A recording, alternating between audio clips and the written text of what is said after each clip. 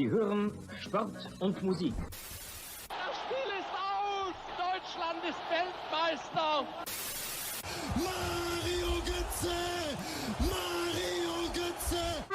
Tonight, whether you call it football, or soccer, a German American and a German in America dare to call it Fußball. German foosball from an American point of view. Let's add some buns to that hamburger and join them for the Schnitzel Boys Deutschland Hour. Oh yeah. Oh yeah. It is the Schnitzel Boys Deutschland Hour. Good evening, Stefan. Oh. I can barely hear you. Can you hear me now? Oh, now you're good. Okay. Oh, that was odd. Music. I'm usually quiet with the music. But how are you doing? All right. I am good. I was a little late on the trigger there. My cat is distracting me. Anyway, hello. I am doing great. How are you doing? Pretty good. Running around. We were talking a little bit. I was a little busy this weekend, so in the lives of independent football pundits, there's a lot of hours needed for watching football. However, we're also human beings, so sometimes those hours are limited. I went to a Persian wedding on Saturday, Bjorn. A Persian wedding? That's exciting. Yeah. It was really exciting because I went to a wedding of a friend of mine, and I knew the bride was half a Persian, half Iranian.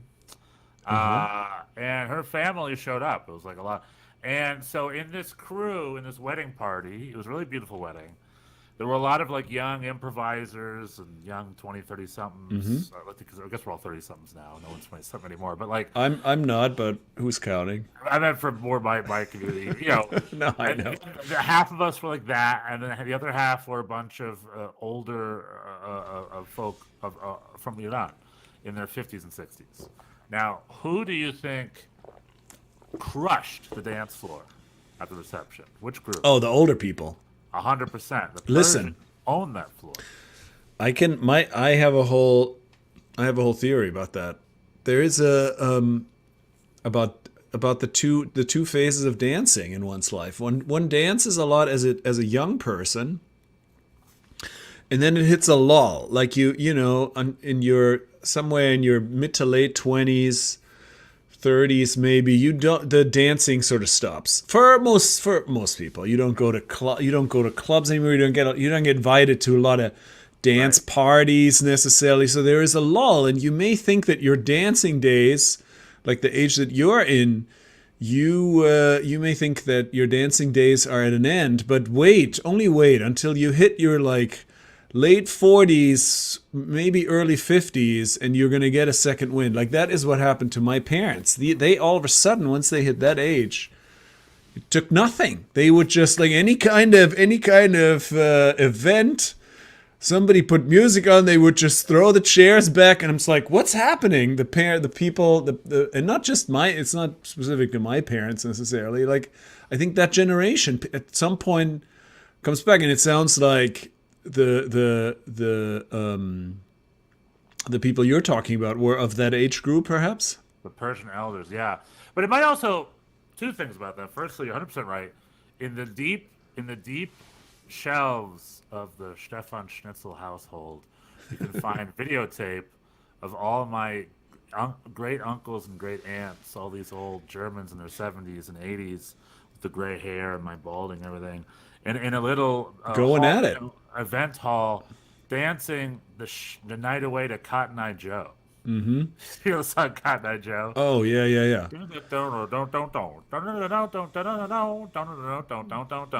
And they're just in a row, just like crushing it. I mean, there's a whole genre. Yeah, Cotton Eye Joe, I guess, or there's a whole cottage industry of German or European techno-ish kind of tunes where people, I mean, the Rudi Völler thing is, that we've played here is of that ilk. Those are all designed to get old people out of their chairs. Yeah. Whatever you give them, like if it's I'm just Ken, something. Oh, yeah. They're going to take it within a day. They're going for it. There's going to be the techno.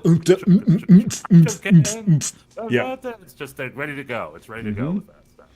But real quick, then cut to the Persians, though, the elderly Persians. Okay. They played to a very specific song, like Middle Eastern music, and they had scarves out. They brought the scarves out. Oh, And that's then nice. I asked, and there was a guy, I'm telling you, he was in his 60s. He was on that floor for 5 hours straight. He's like my hero. He's going to be in the oxygen tent for the next 3 weeks. for next 3 weeks.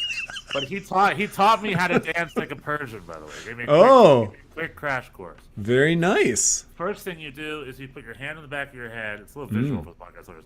And you go away like you smell, kind of. You go away and you smell. That's how he explained it to you? Well, this is step 1, right? Okay. So the beats in your hips, right? Downbeat, upbeat, downbeat. Go away, you smell. Go away, you smell for 2 seconds. And you switch arms.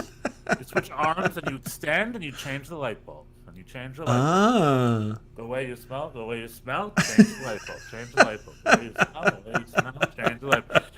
And then later they got scarves out to add pull scarves eventually. That sounds amazing. That's Persian dancing. I had a blast. I had a good time.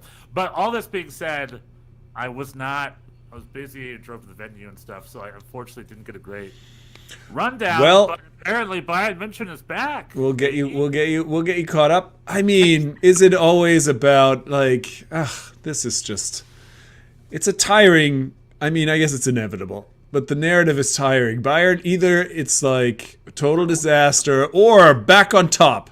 This week, they lose 3-0 or they win 8-1. I mean, it's one or the other. Right. Well, I mean, it started with the Champions League. That was the real do or die, game on Wednesday. And they had a good lead early, and then it was like, is it going to be a cruise, or are they going to make it interesting? Is Tati Castellanos gonna get a brace and kick Bayern out of the Champions League in stoppage time? No, that did not happen. It was a cruise. A brace bench. What's that? Say again. From the bench, Tati Castellanos was going to. No, he came in. They Immobile was injured. Other than that, he would have sat his butt on the bench. But your point is taken. Would Tati Castellanos score the inevitable brace from the bench that he's destined to do? But no, Bayern München had a really confident home win. It was like the Bayern of old. It was like, Lazio doesn't have this game. This is another. I don't know if we have time for a short sidebar here. You know, my constant. Not everybody has to go to Europe. Why do you have to go to? I don't know. Like, what was wrong with? Yeah. No, Tati's. I'm joking. Tati's at Lazio, man. He's crushing it. He's in Italy. He's not crushing it. He will. He needs to be where he's not crushing it. He's getting Ciro Immobile's garbage time. He gets like 15 minutes a game, and I mean, I'm sure he makes more money. I guess that's always. I don't know how much more. I'm gonna be honest with you. Are you talking to the point of view of an NYCFC fan that would love him back, or are you talking from the point of view of him and getting the best out of his career? Well, obviously. The point of view of the NYCFC fan is is why I even follow. The only reason I know who Lazio's backup striker is, who comes in for 15 minutes a game, is because he used to play for my team. Otherwise, I would have even no idea who Tati Castellanos is. So obviously there is a Homer aspect to it, but I think it's also a real. It's a real question. It's not just a question for American players. It's for everybody. It's like, and this. Yeah, but he did it right. He's doing great. He crushed it in Spain. He crushed it in. He did well. He did well in Girona. Traditional Serie A club, one of the bigger ones, and it's a Nazi club. We'll get into that in a bit, but like it's still a traditional club. Yeah, everybody hates Lazio. Ciro Immobile is Italy's best striker, and Tati Castellanos, an excellent player. He's his backup. He's a side guy. Sure, he'll get some trash, but he's going up that ladder, and he's where he needs to be. And if he wants to be on the national team, wants to best of his career, he's doing exactly it correctly. Yeah, but he's not getting on the national team. Guess what? It's not happening. If he just Cheeto and start scoring some hat tricks, why not? Yeah, but he's not. And he's no spring chicken. This is where, anyway, we don't have to belabor this. We talked about this before, but this is I think where we just disagree. You say there's this ladder and you just gotta bang your head against it until you know you don't have it, and I don't agree. I think like sometimes You can also just leave well enough alone. Like if you're in a pro club, because like I've said before many times, it's like for a lot of people who are not Messi, who are not like at the absolute top, fit and how everything vibes is very important, and it's not necessarily transferable in this easy way. I'm not saying, I mean, obviously, yeah, Tati Castellanos, he was a Golden Boot winner. He really wanted to go. He wanted to play for Argentina. He had this dream. Nobody was going to hold him back. He is not an example of somebody who's doing it wrong. I'm not saying that, but it did make me think, like, was he really so much worse off in MLS? Bjorn, then let me ask you this. Why do you think he went to New York? Why? Why did he went to New York? Well, as a stepping stone, is that what you're going to say? To go to Europe. Yeah. He's like, right. This is a deal, and go to New York, owned by City Football Group, and then go to Europe for them. That's exactly what he did. Otherwise, if the offer was you can come to New York City, and then like we have no promises to you to move to Europe, you have to stay in New York City, he would never have come. He would have just stayed in Argentina. He can do that in Argentina. He didn't need to do that in New York. He can do the Homer stuff at Argentina. Yeah, probably. Yeah, I guess I'm inviting everyone to question this idea that this is the only way to go. Maybe being a pro in the 10th best league in the world is also fine. Because it's like this experience of failure, like it does something to you. You're like, you've been the best on every team you've ever been on until you're not. And then, I mean, Jimmy Sands is going through that. He clearly is having a bit of a tough time. He's not doing so well. He got a weird red card. He has some, he was a captain for a little bit. Now he's not. I don't know. It's like, it's not like you just kind of go through it unscathed when you go through that experience of actually knowing that you're not good enough. I don't know. This is my sidebar. We're on the sidebar. We can go back. Let's go back to Bayern. Good point. I love to touch on that. 'Cause, I'll touch on that later, but pretty much Jimmy Sands and Tati are maybe a little bit different, but we don't have to get into that right now. Absolutely, 100%. That's what I said. Tati is not an example. Tati was very clear-cut, the situation. He was, he had a lot of good offers in La Liga and like top leagues. Now he's in Serie A for a good team. Like, absolutely fantastic. Jimmy Sands went to Rangers. Yeah, it's two apples and oranges. Completely true. But anyway, going back, so Bayern München were able to beat Lazio at home, and it was very confident. It was like there's a vibe with Bayern. All year I've been watching them a little slow behind slowing their pace. This is the first game of the year where I'm just like, oh, this is what Bayern's supposed to look like. They're supposed to be this confident, this dominant. They're supposed to be winning 3-0 at home against Lazio. And then over the weekend, they destroyed Mainz, which they did before with Darmstadt. But with Darmstadt, it took them until the second half for that to happen. The first half was 3 red cards and a 0-0, if you remember. The second half was all of a sudden this goal explosion. Yeah. So even that was still a little off. But there clearly was some relief there where everybody all of a sudden was like, yeah, Harry Kane got like 6 of them. He got a hat trick in both these games against Mainz and against Darmstadt. Yeah. So it's good when the goals are scored. Harry Kane's scoring them. He just broke 2 records this past weekend. He broke the most multi-goal games in a Bundesliga season or in a debut season or something. Mm-hmm. Some other record. I'm just gonna record. But it's not going to. It's not going to matter. It's not going to matter until he wins something, because otherwise it's the Harry Kane. The Harry Kane curse is alive and well. But now it's Champions League or nothing, because the Bayer Leverkusen did not blink and beat Wolfsburg.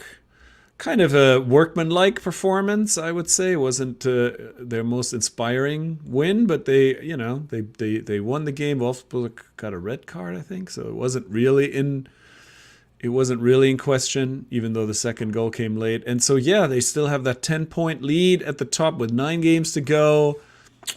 They're not going to give that up. Yeah, and Bayer Leverkusen also had Europe this midweek, because they're also in Europe. Oh, yeah, that's right. And they got a tie, I believe, in the Europa League. Yeah. It was interesting because I think they were down 2-0 at the half, and then they got came back, off the bench and tied it up. So they're still undefeated, and they're still. Who are they playing in the Europa League? Is it VSV? Is it? It was a club that they were supposed to be the favorites of. I think all the favorites of. It is. Karabakh. Karabakh? Karabakh. Karabakh? Karabakh Agdam of Azerbaijan. Yeah, you would think that they would probably beat them. Yeah, that should be. But it was too. But Freiburg got a win at home against West Ham. That's not. That's not bad. Not too shabby. And I thought that on short rest, they would perhaps be easy pickings for Bochum this weekend, but not the case. We are back. Bochum is, since beating Bayern, has gone the opposite way of Bayern. They've lost 3 in a row and are now sort of back. I mean, protected by the fact that the bottom 3 teams are still back. Right, in their own little hall. The other European game I want to touch on is the Leipzig Real Madrid series. Yeah, that was the most exciting one, really. Like right. they had a real shot at that. I felt like they missed it. Like they should have. Yeah, I felt like in a way. I felt like Leipzig should have won. We have to preface this by saying Real Madrid has looked like this in the Champions League for the last 5 or 6 years. They've had a lot of matchups where it's like they're not the better. They're getting outplayed, and then somehow they score these goals against the run of play constantly, which obviously cumulatively means it's not against the run of play because they do this all the time. And this was again one of them. But it really looked like they had a shot at it, and I think they're going to be a little upset. They should be. It's also a little odd because towards the end of the game they got the equalizer, and then it was like 1 goal and they win, and there was like 20 minutes left, and I just felt they weren't really playing with the urgency you'd expect in that situation. Maybe I'm wrong, but it felt I mean, it seemed like they had a good handle on Real. They didn't want him. I think Real Madrid was also sort of set up a little poorly. They had Jude Bellingham in the first half as the second striker. That didn't really work, and that was weird. Yeah. So they had some, they're having some injury issues, and so they had some tactical problems. But yeah, I thought they had a good mix going, between controlling the game, not letting, this is on the road, it's pretty good. It was a pretty good performance, and they did generate some chances and just couldn't. I mean, what's his name? Openda had in the first half had a bunch of good looks and just really looked like he was just overwhelmed by the moment in a weird way. Because he's been so good in the Bundesliga, but this was sort of almost like a bridge too far. It's like he was like the cartoon coyote who runs off the cliff and everything was fine, and then he looked down and was like, "Oh, I can't do it." Wily Coyote. Wily the Coyote. Thank you. Come on, Wily. And his Acme products. Willy Orban, after his equalizer, he had a couple of other chances that were pretty. Yeah. He was like, they had some good chances, and it was like it could have happened. It could have happened. Madrid got by on the skin of their teeth. And again, I hate to bring this up, but I keep watching the replay of that called back goal from the first leg, and I still don't understand why it was called back. I mean, because he the didn't guy look offside. Was he? I mean, I guess he was, but all I'm saying is that just adds another. That's part of the equation. Real Madrid just squeaked by with a home draw against Leipzig, and they called it a wake-up call, I guess. So Real Madrid did get through, but Leipzig should have been very proud of their performance, and honestly, Leipzig could have had it. I think if they were. Yeah, I thought so too. I thought that was an exciting game to watch, and they did well. I mean, I do kind of like this Leipzig team. The whole they have a lot of interesting players, and I enjoy watching them. And also, they have the benefit of not having a lot of focus on them this year. Mm-hmm. Bayern Munich, Bayer Leverkusen, Dortmund, and Stuttgart taking all the media spotlight. So RB Leipzig can kind of not be. Maybe they're not under the same pressure as what they usually are. They can just plod away doing their thing. They also had a bit of slow start. They are a little behind. I mean, they're not. I guess they're now. Let me see. Oh, they are 7 points behind Stuttgart, 1 point behind Dortmund. I mean, they're playing for a Champions League spot for sure, but they're not part of. I mean, I guess the title race is over anyway. I think Leverkusen is running away with it. And then it's gonna be we'll see who gets the Champions League spots. Frankfurt is behind. Frankfurt got a big win over Hoffenheim. Yeah, and at the bottom, the bad teams just keep losing. I guess Köln did not actually. That was an exciting game. The Gladbach Köln, the local, the carnival derby. That was very exciting and very up and down. Ended 3-3. So Köln did get a point there, but I mean, Darmstadt in last place. They have 13 points. They're not coming back. And I guess Mainz at this point also is. The sad reality of let's be honest with ourselves here, our listeners, okay? The sad reality of the Bundesliga is most of it's pretty much settled right now. The top is done. I guess so. I mean, I don't know with the way Bochum are playing. I'm a little worried. It's like they've just been. I mean, this Freiburg game was not good. Like the road team on short rest. You wanna do a little better than this. So, let me rephrase. It's gonna take. We have 10 rounds left, right? Or 9, I believe. 9, yeah. 9 rounds left. It's going to take a few rounds for anything to change in the bottom of the top. Let's put it that way. It's going to take a few rounds. No, fair point. So, yeah. So there you go. That's true. I guess what are they? I guess just European clubs fighting for Europe. So you go to more weddings. It's fine. Like there's not a whole lot. I'm in a phase where I'm always wanting to dance. But I never get to dance because I'm not someone who goes to clubs alone, and I don't have a friends group that goes clubbing either. I mean, the only way I can dance. Who goes clubbing in their 30s? I guess some people do. But I also never went clubbing in my 20s. I was just not part of a clubbing crew. I had a Logo Bochum. They still have an Instagram account actually. The club that I used to go to, they still have an Instagram account of pictures from those days. They were very, it was a legendary place. Wait a minute, are you in those? No, I'm not. I mean, I was not that much of a regular. What's that? They can't still have an Instagram. They make it seem like back when you were there. No. Right. Well, right. This is an Instagram account that somebody started. To commemorate this long forgotten and closed. I mean, closed but not forgotten apparently place. And you're not in the photos. You're saying you're not rocking. I'm not in. I'm not. As far as I saw, I'm not in those. I'm not in those pictures. What year would this be? 1991? What are we talking? Something like that. Yeah, it would have been 89, 90, 91, 92 in those days. Hadaway? What are we talking? Hadaway? What are we talking here? No. This was indie rock. This was an indie. This was That's actually. I think why they have and I shared their playlists with some of my friends, and we were in agreement that this was a very specific. They had a very specific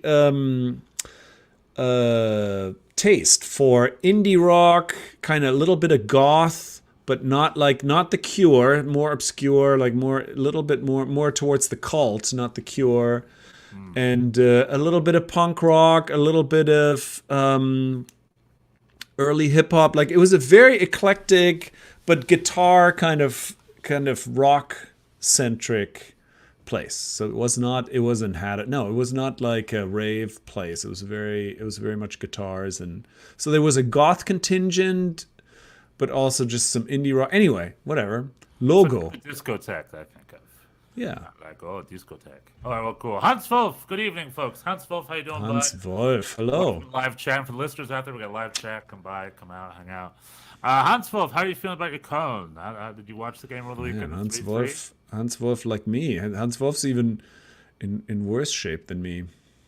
Silvers is here.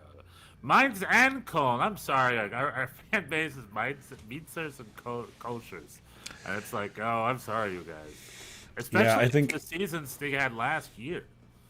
Yeah, my Mainz suck and might get relegated. I'm praying we somehow survive. 50-50. Yeah, Mainz, it's getting late early. Yeah. So Seba asks, you need prayer. Well, I think we said still 9 rounds left. There's still some work to be had. Maybe Yeah, both of them except could slip. I mean, we could definitely slip, but we have 25 points already. So if we, if we get, if Bochum get like I don't know, three more wins is probably enough. David Riccio, Goat's not doing great. I've moved to Eintracht. Is Eintracht Frankfurt your secondary team? It's always nice when you have some flexibility in your fandom, then you can adjust. I've got 3 or 4 different MLS jerseys in my closet, depending on where I go. Yeah, we know you have that. You have a relative in every front office, so you can make a case to support almost any team. I just have to look far enough. All right, Eintracht Frankfurt, where my parents met, is where both of my sisters were born. Not Eintracht Frankfurt. Six degrees of Stefan Schnitzel. There no team there. If my parents never left, I would have been a Frankfurter. So I've got connections to Eintracht. It would have been Frankenfurter himself. Frankenfurter. Speaking of dancers. Speaking of dancers, yeah. So I can look deep if I got I can look deep. But the other thing I want to talk about. So Bundesliga is what it is. Root 3 clubs, Pellegrino Monterrazzo doing pretty dang good. That game, Köln versus Mainz on April 27th. Yeah, the Not gegen Elend. Was it Not gegen Elend derby? Not gegen Elend derby. I mean, it could also be completely meaningless. I guess it'll be important for the 16th place, probably. We'll see. Well, we can't fast forward to that time. The weather will be nicer. Maybe the place on the table will be nicer. We'll see. Stefan Baumgart found himself a nice new club down in Hamburg, and they seem to be slowly picking themselves up. Huntsville. We haven't discussed that your boy Glasner went to the Prem. That's right. I'm really excited about it. Crystal Palace. He's at Crystal Palace. We'll see how he does. It's a smaller club, but and it's also the English system, and I think the English system is more open to a one-man dictator style role, because that is sort of like the role of the English manager. Versus in the German game, it's gotten really popular to very much have distinct roles, like the sport director versus the trainer, right? It's like, and where Oliver Glasner always butted heads with the sport directors, because he's from SV Reit, a little Austrian club where he was, king, and they did well. And it's been hard for him to find that spot, and maybe Crystal Palace is the place where he can excel like that again. Perhaps, yeah. Perhaps. Best of luck. Best of luck in the Prem is so ruthless. I don't know. We'll see.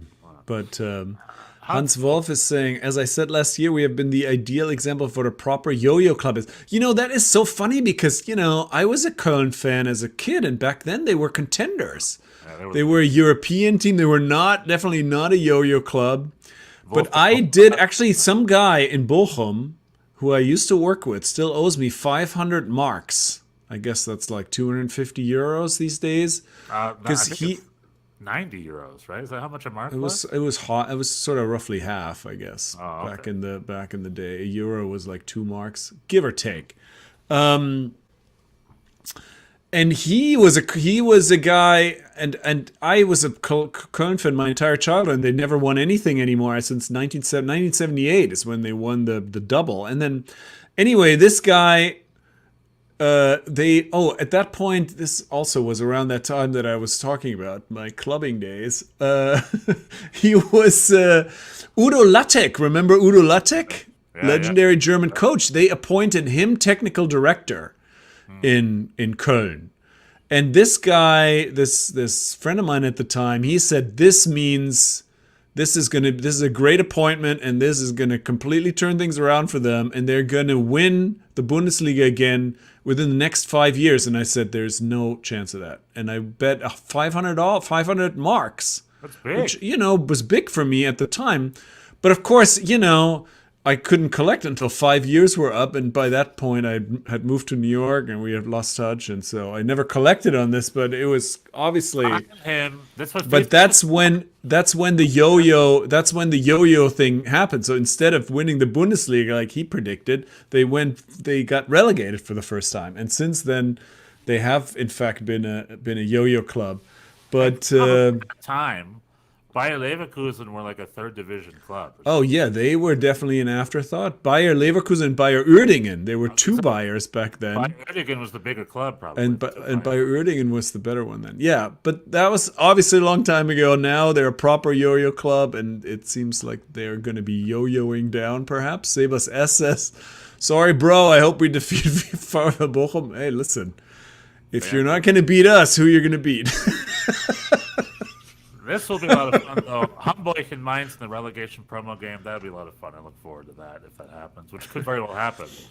Because Hamburg is third, fourth. They're like slipping again. And it's looking like Zampoli and Holstein Kiel are running away with it. Oh, yeah. Find them on. We already talked about Bayern aren't doing well. There is a chance they won't win a title this season. But I think they're back to their old ways. Here's a question before we move on to our next topic. Let's say they just keep destroying and they go off and they win the UEFA Champions League. Does Thomas Tuchel then deserve to stay? Should they cancel the whole Tuchel's leaving thing? Does he want to? I mean, that wasn't the question. I'm sure he does because he got himself a title and he can go off to some other club and be the wacky dude he is. Is that me? Someone's beeping. Oh, is that me? I gotta turn my thing up. I don't think. I don't think he's staying. Well, I don't think they win the Champions League either. Well, let's say he did. If he Manchester City in the Champions League final, well, they play confidently. Does that mean? And Thomas Muller's like, we did this because of Tuchel. He's the guy. Well, that would create a pretty awkward situation for everybody involved. If the guy they decided to let go wins the Champions League for them. Yeah, I don't have an answer. I think it's a hypothetical. I mean, I guess you could ask like what happens if Leverkusen collapses and they win the title and the Champions League. Okay, Seba S, out of 9 games which are left, if they can win 5 of them, they'll definitely avoid relegation. That's true. But has Mainz even won 5 games all season? No. And we're 25 games. How are they going to win 5 games? They've won 2, so they've won. This is why, you know, the math is deceptive. Obviously, it takes a lot to be with 9 games to go to be mathematically eliminated is almost impossible. But it's like, let's say you're right. Let's say they win these 5 games out of 9, which there's no indication that they can, but let's say they do, then they end up with 31 points. You don't think Bochum gets 6 more points? Union Berlin doesn't get 6 more points? I think they're still I don't think that's true. I don't think they win those 5 games and they're guaranteed to not be relegated. I think the sad reality is I think you're going to have to just get ready for life in the Bundesliga 2. I think they can. I think they could make it into to 16th place if they win, and then the relegation is very much in favor. The relegation playoff favors the Bundesliga team. So there's still hope for sure. Not Darmstadt, probably not Darmstadt. But Darmstadt's gone. So it's between Köln and Mainz fighting over that relegation spot. I think so that is going to be a big game. Yeah, that is what we're looking at here. That's what we're looking at. Okay, so the next topic, unless we have other...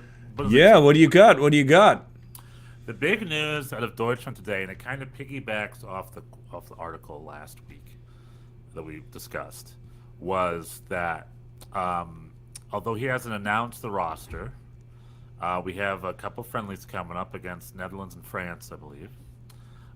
Is it France? I think it's France. Let's pretend it's France. Even though, didn't they just play France 2 months ago? They have 2 big games coming, Netherlands and another big team, to get ready for the Euros. And Sportbild and a couple of people on Twitter, like Florian Plattenhardt, have confirmed that in the squad, Julian Nagelsmann is including 4 players from VfB Stuttgart. A couple of them getting their debut. He's switching it up. Mm-hmm. We've got Fröhlich, who's been in before, but he's also bringing in Dennis Undav. Yeah, which is a good development. Who I enjoyed. He first came on my radar because I put him on my Premier League fantasy team last season when he was playing for Brighton, and he was good.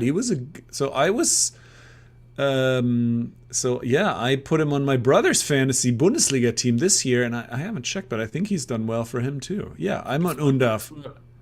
I'm an Undav fan. That's what Julian Nagelsmann said. He said he checked this guy's Bjorn's fantasy team from last year. Yeah. And he's like, he's right. He's onto something, and that's why Dennis Undav is part of the thing. And the other Listen. Can't be if he did that. It can't be worse than what's happening now. I mean, that is a great way to bring him in. And the other two players are Maximilian Mittelstädt and Waldemar Anton. So he's bringing in the German contingent that's crushing in Stuttgart, and it's well deserved, I say. It's not going to be all Toni Kroos. That's good. And Toni Kroos will be there too. And it is against France and Holland. Interesting. They played France. Did they play France in the Rudi Völler 2 or 3 months ago? Well, I think that's what it is. Nations League, right? They just got. Oh, right. I guess you're supposed to. Mm-hmm. What's France Nations League? I'll be honest with you. I don't follow the Nations League as tightly as maybe some other fans. Listen, it's the next big thing. I guess we didn't want to say. You said Bayern. You mentioned Bayern was failing this year. They did quite a number on your team over the weekend, Sebas. There was an 8-1 win over mine. Not an amazing. Got crushed. Yeah, even whatever. It's not Nations League. It's just a friendly. I'm completely. For the Euros, right? I just made that up. Yeah, there's nothing competitive. Like screw it. Yeah, but if Mainz, whatever hopes they had for their goal differential, definitely took a hit. Yeah, not great. But I'm loving this shaking it up. I don't know when I think the announcement is the next couple of days. With this by Wednesday, I believe. All the rosters, because USA has some friendlies, so they have to announce the roster. Germany, all the for the international break, the rosters are being announced on Wednesday, and this is the last roster before the summer tournaments. So yeah, this is big. It's coming up. It's coming up quick. It's coming up quick. We didn't touch on this last week, and this falls under both the Germany hour and the USA hour, but it's mainly the USA hour. The United States released a 60-man preliminary roster for the. Jimmy Sands is not on it. Is that real? Yeah. Out of 60 guys? I know. But you know who is on it? John is? Brooks. John Anthony Brooks. Oh, look at that.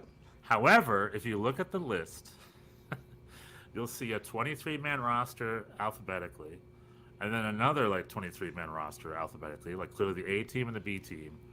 And then there are 2 slots. I think it was 2 26-man rosters or something. And then there are 2 slots. And then you see John Brooks and then some other guy I've never heard. Clearly, they're I don't think. My theory is Greg submitted 58 players, and the PR guy is like, "Oh, we got 2 free slots. Let's put John Brooks on there so we could quiet, so people can stop bringing up the fact that he's banned from the national team, which he is, and get people to quiet up." So that's my theory on that. John Brooks has scored a great goal over the weekend, by the way, for Hoffenheim. Got a red card too, though. No. Oh, is that true? I think so. I know. I just saw the highlights, and I saw he had a great goal from his header. And speaking of German Americans, the main article on Kicker this evening is about Eintracht Frankfurt legend. Oh yeah, Timmy Chandler. I saw that. Timmy Chandler. He's a legend. I didn't know he was so highly regarded in Frankfurt. He's like a legend. Me neither. I mean, he's a club dude. He's been there for years. Yeah, long his time. Career, right? Most of his career, at least. So good for him. But he sits on the bench a lot. He's like a vet. He's Although 2 or 3 seasons ago, when they were having a great season, he was playing a lot. And that's when there was a shout for maybe try to bring him back to the national team fold. However, Timmy Chandler is famous in Frankfurt for being a club guy.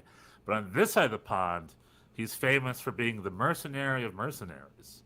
And on last week, on Kicking It about a month ago, it's great. Kicking It's great, by the way. I don't know. Again, this is more USA hour, but they did interview Jermaine Jones last week, which is also fun with a German American. Yeah. I saw that too. And I think Jermaine Jones is a product of the stuff that Landon Donovan was talking about. He didn't want to name names, but he talked about all the German Americans and Icelandic Americans like Mixed Diskerud and crap, or the Norwegian Americans or whatever, who were part of that team and quote unquote didn't care. And that's such a can of worms. And they talked about it, and then he had to be clear that it was not Jermaine Jones. And we as fans know it wasn't Jermaine Jones. However, although they never brought it by name, Timmy Chandler is the mayor of those people. Of the group of the kids who he didn't care. He's got. Well, I feel like Mixed Diskerud it's not that he didn't. He just like never really fully woke up like his entire career. Like I don't think this was even it wasn't about U.S. versus. I mean, when he was when he came to NYCFC, it was kind of a coup, like back then, because he was a hot ticket for the men's national team, and he came as non-DP, and it literally took us like 3 years to realize he's just not that good. Like we were. For a long time, it was like, oh, he's playing out of position. The coach is bad. They don't know where to put him. But turns out he was just not that good. David Riccio is saying, unbelievable, Chandler's still playing. He's only 33. I was surprised by this too. He's only 33 years old. It seems like he should be older, but he's not. When I went to see Eintracht Frankfurt versus Mainz a season or two ago, and he was there warming up, and I was like, oh yeah, Timmy Chandler's still here. There he is. And here's just a little sweet note from Seba S. They haven't been relegated in 10 years, this is referring to Mainz, so I have hope. Like Morgan Freeman in Shawshank Redemption, I hope. But I think the hope is legit, because that 16th place gets you a relegation playoff against the head cases of Hamburg, perhaps, and like that's I fancy your chances in that. So it's not over. It's not over for Mainz or Köln or Darmstadt, but two of them are probably going down. But maybe Bochum will not get another point, and then anyway, moving on. I just wish there was two different clubs. They didn't have to divide our Schnitzel cups in half so much. So we got to talk about more Bundesliga 2 next season if that's the case, which I guess we're prepared to. Which brings up a question. Seba S. Where do you watch Bundesliga 2 in the United States? ESPN Plus. Select. Do they have? They have Bundesliga 2? They used to have a lot of it. It's game of the week, I think. I want to say it's only one, maybe 2 games a week. I think it's just game of the week. So as far as other ways to watch it, you know what's weird? I think you can watch the 3rd and 4th division free via an app. I've done that before. Oh, interesting. And the 1st division we have in entirety. The one that we don't have is the 2nd division. Who are you watching in the 3rd and 4th? I think I watched Energy Cottbus one because I was just testing the technology. I was like, what's this like? And it's much like a USL game. It's the cameras are there, the coaches are there. It was a rough game. It was like a 4th division game with Energy Cottbus versus, Jan Regensburg, I think, or something. Okay. But two teams that I have heard of. Yeah. They might have not been playing. I might have just been thinking of what our 4th division teams are. Back when I was in high school, I had a Bundesliga website that I managed. I don't think anyone ever went on. It was called the German American Bundesliga Supporters. And I tracked Yanks abroad that year. This was 2003. So this was back in the day. And the club in Germany that had the most Americans was a club called the Sportfreunde Siegen, which I think is a 4th or 5th division club. Then it was like a 3rd division club. And it's in Siegen. Can't say that I know. They play on a field with like a couple bleachers. You know what I mean? It's not like a mega super stadium or anything like that. And for whatever reason, they had like 3 or 4 different Americans right out of college going on. Wow, okay. So shout out to Sportfreunde Siegen. Leave the kids alone. Come on. Leave the kids alone. How is Heidenheim better than Mainz? Oh, I thought Heidenheim was going to get really good. Heidenheim's one of those teams that happens in soccer, not just the Bundesliga, where like the surprise team comes up and they pack quite a punch, right? And then they hit that 1st division hard. However, then what usually happens is they have quite the sophomore slump. Yeah, that's often the case. Yeah, I was just going to say the same thing. Let's see what happens to them next year. But they seem pretty safe right now. I mean, it also has to be said, the outlier for this season is that there's 3 teams who are really significantly worse than everybody else. Like it's unusual for there to be 3 teams this late in the season that average so much under a point per game. Like that's not usually what happens. So there is also everybody else is, the Bochums and the Heidenheims of the world are looking better than they would otherwise. Because if either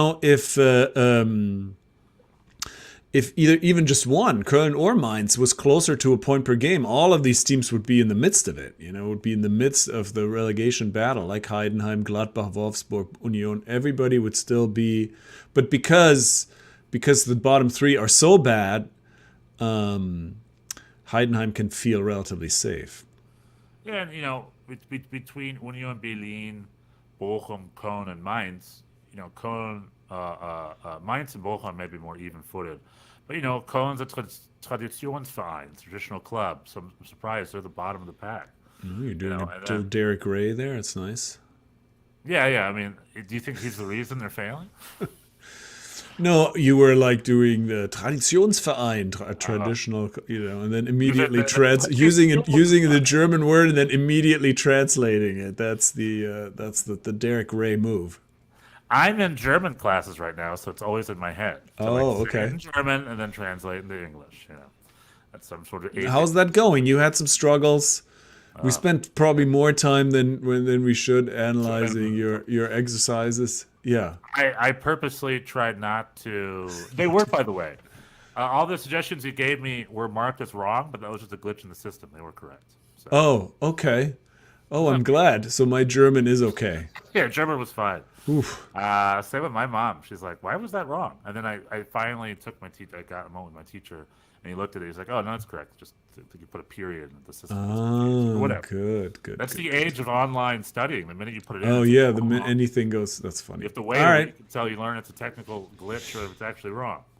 But anywho, we won't get into. I did watch a really good German movie last week. We don't have to get into that because it's off topic. But I highly it was nice to see Sandra Hüller in German acting legend in the Oscars last night, but both in two films. What? What's that? This is the thing I did want to bring up because the Oscars were this weekend. I live in Hollywood. I went to an Oscar party last night, and this is part of trivia from a couple weeks ago in German class. Only one German has ever won an Academy Award for acting in the entire history of the Oscars, which I thought was a little surprising. And the reality is, Bjorn, 0 Germans have won Academy Awards in the history of the Academy Awards. 0. Because Klaus Maria Brandauer is not German? Did she not? Who is she? Did she win? No, it's a person. Well, it's a man. Oh, is it a man? Well, the only winner. I'm sure there were plenty of nominees, but the only winner. Oh, he's Austrian, right? What? He was Austrian. Austrians have won. Swiss have won, but the only German winner is Emil Jannings. Wow. Okay. He won it in like 39 or whatever that was, or 40. Oh I don't know, boy. Okay. He won it back in the day. But the fun trivia fact about that was he did not win the Academy Award that year. He was the second. He was voted second place in that category. I think this was for Der Blaue Engel, maybe, whatever you like. Oh, yeah, okay. The Marlene Dietrich classic. Right. I think maybe it was that movie. I've been mixing it up, so I apologize in the facts. Google it. But the one fact you take from this is the winner that year was Rin Tin Tin. Oh, the dog? The dog. The dog won the most votes. Everyone wanted the dog to win the Academy Award for Best Actor, but they're like, we can't give it to a dog. Who was second place? Second place, Emil Jannings, baby, default. For his roles in The Last Command and The Way of All Flesh. Because I guess back then they would just give, because people would be in many movies every given year, so it would just be... Well, that's interesting. I was happy to see Sandra Hüller on TV yesterday. Toni Erdmann is like one of my favorite German movies of all time. Really recommend it. It's very hard to get people to watch it. It's like, it's a German comedy. It's 3 hours long. People are like, okay, yeah, thank you. But anyone that I have gotten to watch it has been into it. So it's on my list. I still need to watch it. I do have it on my server here. I can watch it. David Riccio finally watched Wings of Desire. Also a great movie. Wim Wenders, yeah. Der Himmel über Berlin. Himmel über Berlin came out in '89, I think. And then if you want to get something real crazy, there was an American remake starring Nicolas Cage that came out in 1998. Oh yeah, that's right. That was not. It's a very different movie. That is not good. That is not recommended. It's a rom-com loose with Dennis Franz, Meg Ryan, and Nicolas Cage called City of Angels. It's a very loose rip-off of Wings of Desire. Cool. Well, anywho. All right. We'll see in about 5-10 minutes. We're going to hop over to the MLS section. We got stuff to talk about. Lots of stuff. So many games in MLS. So many. Man, my team is just... Wow. My team's doing very well. Your team is doing less well. It continues. The trends of last week have amplified. I gotta check if our coach is still our coach. Gotta keep. Anyway, we'll see you over there. Bucket hats still in development. What are we talking about? We got merch. We got. Oh, bucket hats! Bucket hats are coming. Bucket hats soon. In development. They're in development. The bucket hat saga will continue. I have things to say about that. Maybe I'll say that for next week. It's hard. The headline. It's hard to design a bucket hat. Okay, we got all the time in the world. We're about quality, not speed or quantity. That's true. We're about quality. All right, tschüss. See you guys in the USA Hour. If not, tschüss. Tschüss.